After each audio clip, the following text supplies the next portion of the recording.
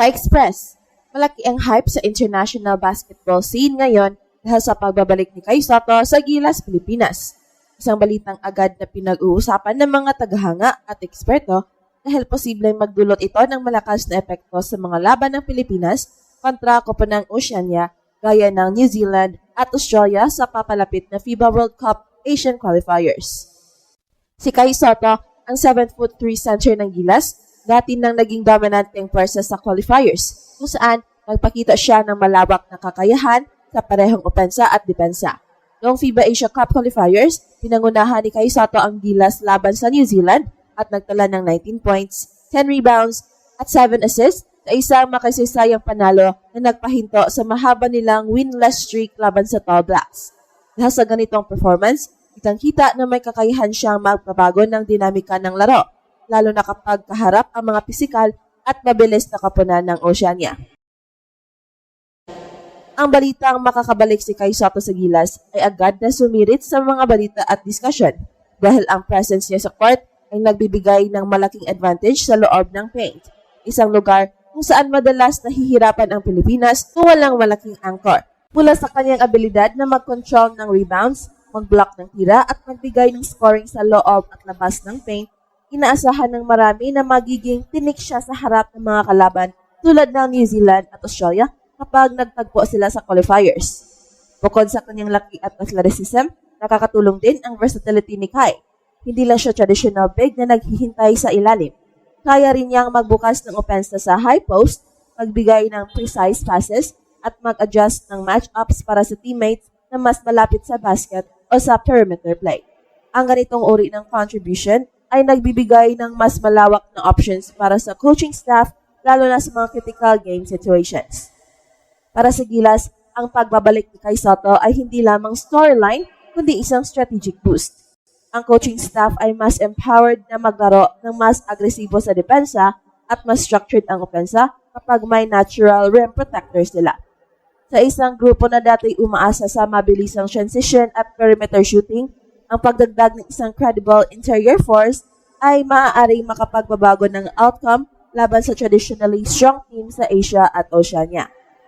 Habang papalapit ang mga laban sa qualifiers, malinaw na ang Pilipinas ay hindi lamang naghahanda na makipagsabayan. Naghahanda sila para manalo at magbigay ng takot sa mga kalaban sa rehiyon. Sa pagbabalik ni Kai Sotto, mas malakas ang posibleng lineup ng Gilas, isang kombinasyon ng laki, talento at strategic depth na maaaring magdala ng bagong chapter sa international basketball ng bansa. Umiinit na agad ang discussion sa international basketball habang papalapit ang susunod na window ng FIBA World Cup Asian Qualifiers at isang pangalan ang paulit-ulit na binabanggit ng mga analyst at fans sa rehiyon.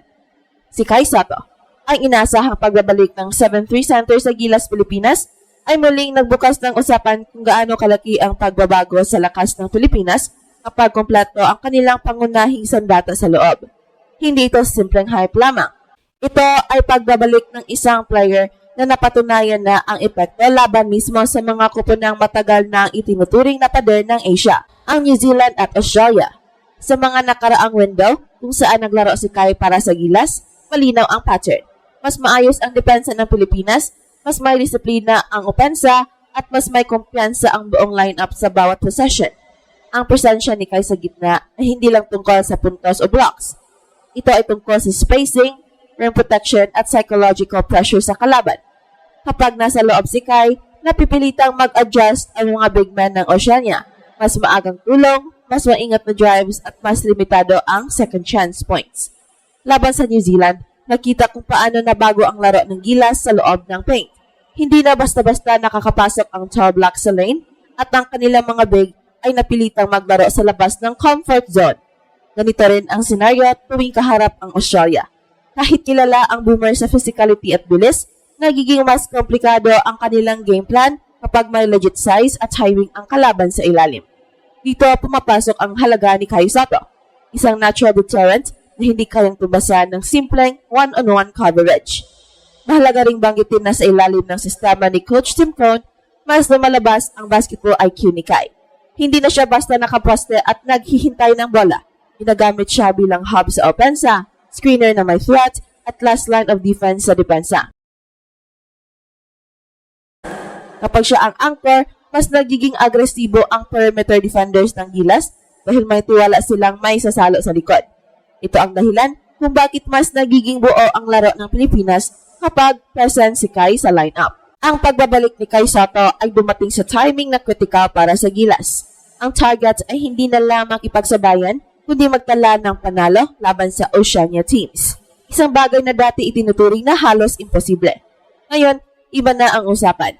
May size ang Pilipinas, may sistema, at higit sa lahat, may kumpensa na kayang tapatan ang kahit sino sa Asia Pacific. Kung titingnan ang mas malalim na epekto ng pagbabalik ni Kai Sotto sa Gilas Pilipinas, malinaw na hindi lang ito tungkol sa individual match-up, kundi sa kabuuang identity ng koponan. Sa mga laban kung saan wala si Kai, napipilitan ang Gilas na maglaro ng mas maliit, mas mabilis at mas mataas ang risk sa depensa. Ngunit sa oras na bumalik ang kanyang pangunahing sentro, biglang nag-iiba ang takbo ng laro. Nagkakaroon ng malinaw na anchor ang sistema. Isang sentrong pwedeng pag-ugatan ng opensa at depensa laban sa physical na style ng Oceania teams.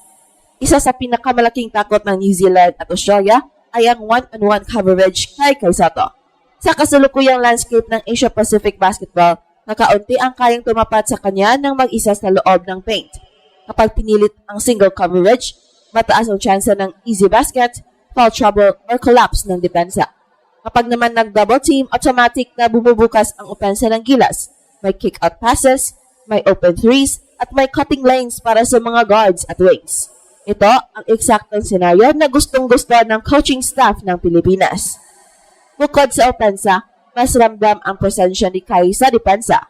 Ang kanyang rim protection ay nagiging dahilan kung bakit nag-aalangan ang mga slasher ng Oceania na umatake diretso sa basket. Kahit hindi siya makablock sa bawat play, sapat na ang kanyang reach at timing para baguhin ang trajectory ng tira. Ito ang tinatawag na invisible impact. Mga tira hindi na tinuloy, mga drive na nauwi sa pasa, at mga possession na nauubos sa labas ng arc dahil walang gustong pumasok sa loob. Sa ilalim ng sistema ni Coach Tim Cone, mas nagiging disiplinado ang galaw ni Kai. Hindi na siya basta naghahabol ng blocks or points. Mas pinahahalagahan ang tamang positioning, tamang screen, at tamang read sa opensa.